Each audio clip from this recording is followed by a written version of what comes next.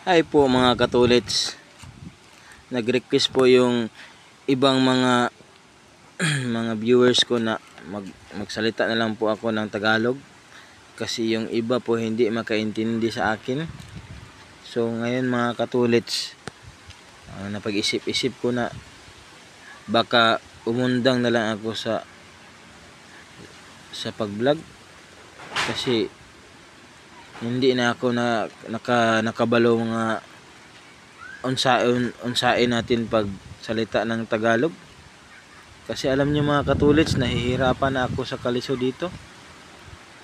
Minsan din po sa ang aking mga content ay nahihiya na din ako sa kaulaw. Alam mo ba yung nahihiya ka na pero nauulaw ka pa? Ano kayang mga naiisip ko mga katulits? Ang mga viewers natin hindi naman sila makaintindi sa pagsabot. So papaningkamutan lang natin nga tayo ay makasalita ng Tagalog para hindi na sila mahirapan sa kalisod sa pagsabot ng intindi nila. So maraming daghang salamat naman po sa mga viewers ko dyan na mga nasumuporta sa akin ng mga Bisaya na makaintindihan pa rin kami dahil nagsinabtana kami.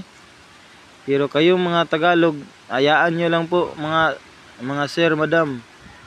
Kasi simula ngayon magpaningkamot na ako na pipilitin ko na makasalita ako sa istorya ng aking mga Tagalog para tayo naman po ay magkaintindihan. Salamat po mga katulits.